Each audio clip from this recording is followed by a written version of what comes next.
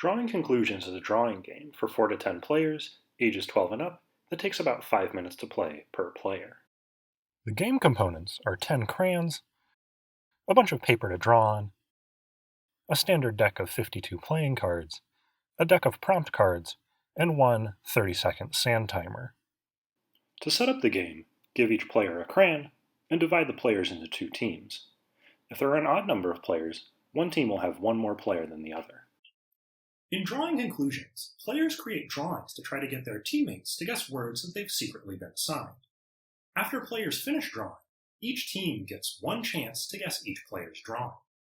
However, it's a player's opponents who get the first chance to guess. Their teammates only get a turn if the opponents guess wrong. Teams receive 1 point for each drawing they guess correctly, and at the end of 3 rounds of drawing and guessing, the team with the most points wins. Each round consists of 3 steps: setup, drawing, and guessing. The rules change slightly in round 2 and 3, which I'll explain once I've gone over the general round structure. For setup, give each player a piece of paper. Separately shuffle the prompt cards and the playing cards. Then, deal out 1 prompt card and 1 face-down playing card to each player. Each player secretly looks at their playing card. The suit of the playing card tells them what answer they are trying to get their team to guess. The face value of the playing card is not important. So for example, if you're given this prompt card and this playing card, the answer you want your team to guess is illusion. Once each player has figured out what they want their team to guess, it's time to draw. Flip over the sand timer, and players now have 30 seconds to draw something. Players should bear in mind while drawing that their opponents will be the first to guess what their drawing is, so it should not be too obvious. For example, if this was your prompt card and playing card, your answer is the word complement.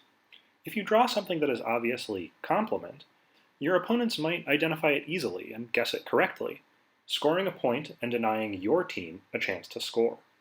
So instead, you should draw something to mislead your opponents, maybe to one of the other options listed.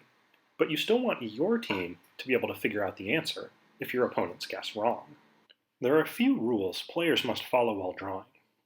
Drawings may not use any letters, characters, or numbers from any writing system. Also, drawings may not reference the prompt card itself. Drawings should not refer to the suit symbol or the position of your word on the prompt card. When the sand timer runs out, players must stop drawing and flip over their drawings.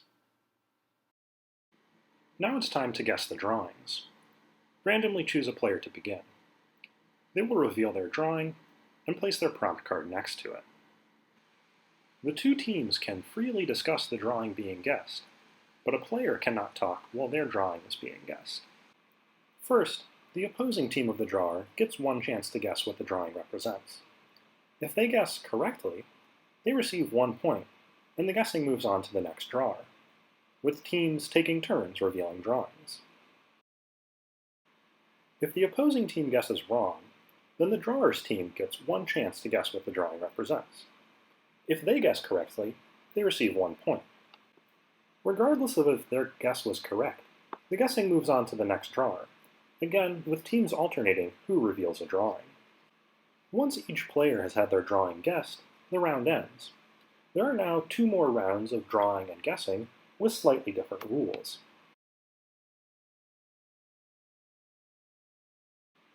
In the second round, the prompt cards from the first round are reused. Shuffle them together, and then deal them out to players again. It's okay if a player receives the same prompt card as they had in the first round.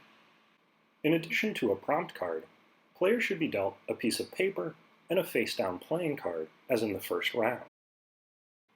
The rest of the round uses the same drawing and guessing rules as the first round, but players should bear in mind that they are reusing prompt cards from the previous round. As a drawer, they can make references to things that other players, especially their own teammates, said. And as a guesser, they should bear in mind that a detail could be a callback to something they said.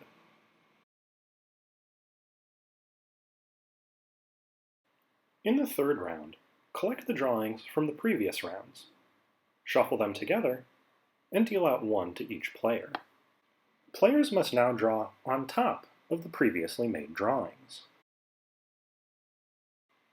Discard the prompt cards from the last 2 rounds, and deal out completely new prompt cards to each player. As in the first round, shuffle the playing cards and deal one to each player face down. The rest of the round uses the same drawing and guessing rules as the first round. However, now players need to incorporate a totally unrelated drawing into their creation, while still threading the needle between incomprehensibility and clarity, which changes the challenge for guessers as well. The game ends after the 3rd round, and the team with the most correct guesses wins. So that's how you play Drawing Conclusions, and thanks for watching.